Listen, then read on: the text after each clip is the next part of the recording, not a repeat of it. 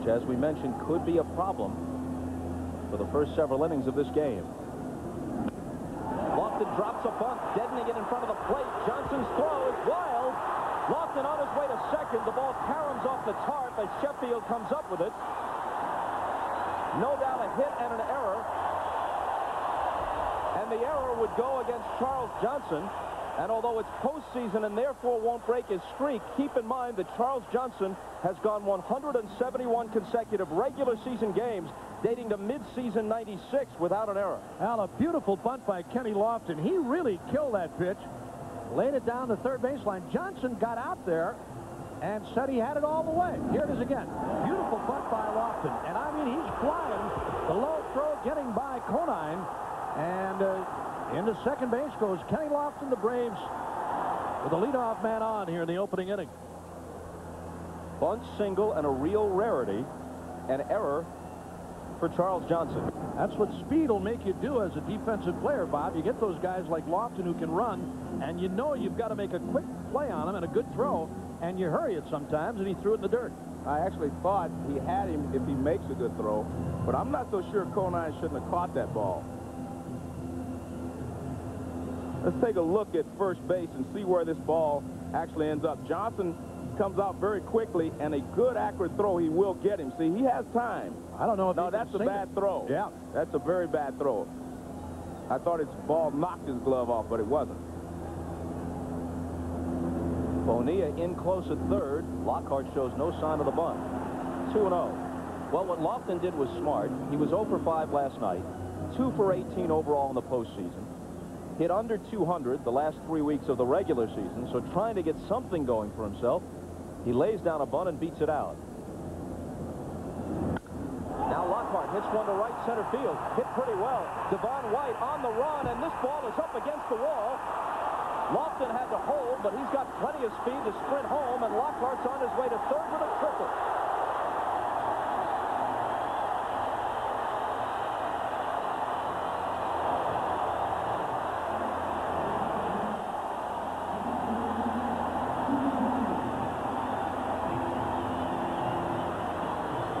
Alex Fernandez. This time, Keith Lockhart, a fastball, about knee-high, right down the middle. He got the fat part of the bat on it. Devon White giving chase. That ball's off the lower part of the wall out in right center. And before White can finally corral it, Lockhart has a 3-base hit, and the Braves have the 1-0 lead. Chipper Jones trying to make it more. Cuts and misses. And the Marlins are going to play the defense back. They're going to surrender this run if a ground ball is hit to one of the infielders other than Bonilla and Fernandez.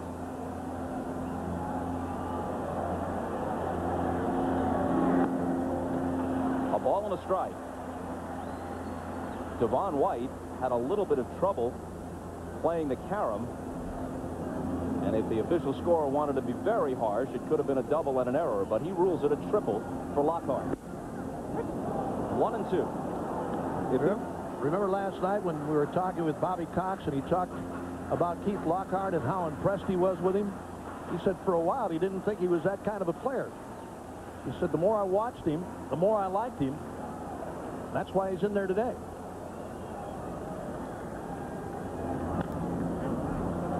Still 1-2 to Chipper Jones, who told Jim Gray before the game that the bone bruise on his right foot is getting worse each day and night he plays on it, but he feels he has no choice. This is the postseason after all.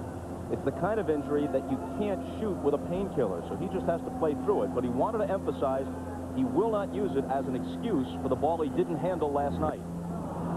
And he goes down swinging. A big strikeout for Fernandez with a man at third and nobody out, and now 1 out in the bottom of the first. I actually felt like if Devon White would have come up with this ball on the first bounce, and when it goes off the wall, watch, he tries to barehand it. If he catches it even right there, Lofton would not have been able to score. Lofton had gone back to tag up, but after the second bobble, he was able to score. He would not have been able to score. You see Fernandez, and he thinks the same way. That ball should have been fielded, you know, maybe after it came off the wall, and they would have had runners at second and third. I might have to take my chances with Lofton on that one. I mean, in the opening inning here with his kind of speed, and the ball hit that far. I think I have to take a chance on scoring him too, Joe. Now the infield moves in with McGriff at the plate and 1 out. And Fernandez gets the corner. The problem is he had gone back to tag up, and that wasn't really a tag-up situation. You only tag up if the guy is under the ball. He should have been halfway, and he was not halfway.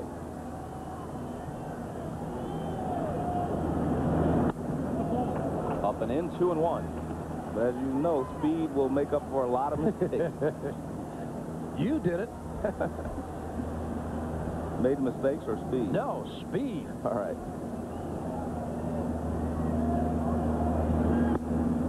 3 balls and a strike to McGriff, with Klesko next. A run home on the bunt single by Kenny Lofton. He moved to second on the play on the throwing error by the catcher Charles Johnson, then came home on Lockhart's triple. Chipper Jones couldn't bring Lockhart in. He struck out swinging. Now McGriff with the infield in and the 3-1 pitch. Called strike 2.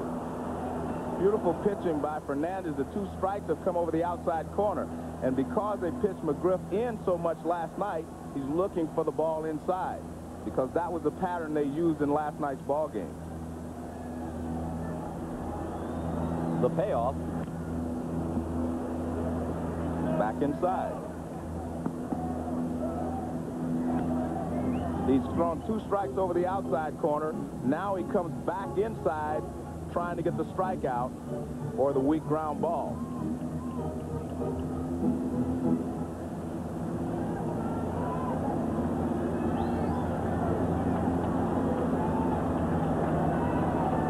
Another 3-2 pitch. Did Johnson hold it? No. He could not hold it. He had it for a moment. It popped away, and he tried to trap it between his legs, which that didn't happen either. You saw it roll through his legs. Here it is one more time. He catches it initially, and there's no chance for you. This is all luck. I mean, the glove's in the right spot, and the ball hits it. That's it. You can't move the glove fast enough. There you go. He almost had it. And Fernandez almost had the second consecutive strikeout he was looking for. Ripped foul. But he got inside on McGriff. Again, he broke his back.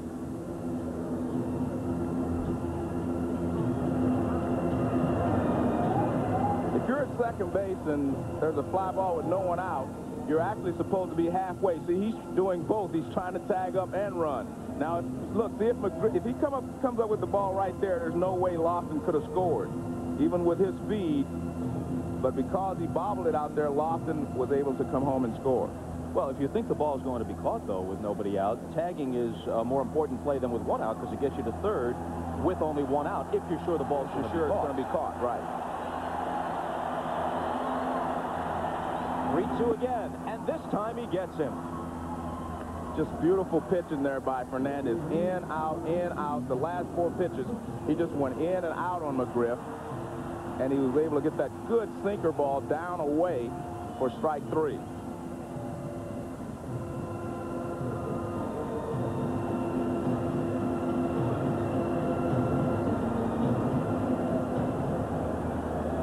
Two of those 17 victories this year at the expense of the Atlanta Braves.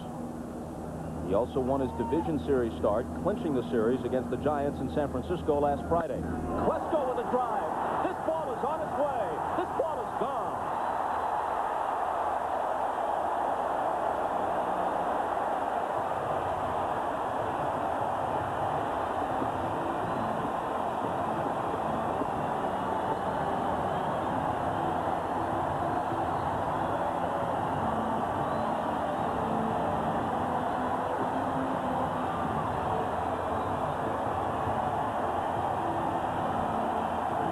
The pitches he made on Jones and McGriff, this was a bad pitch. He was trying to get a fastball in. See the target, now watch it move back out over the plate. And that's what Klesko loves. He loves the ball up and out over the plate.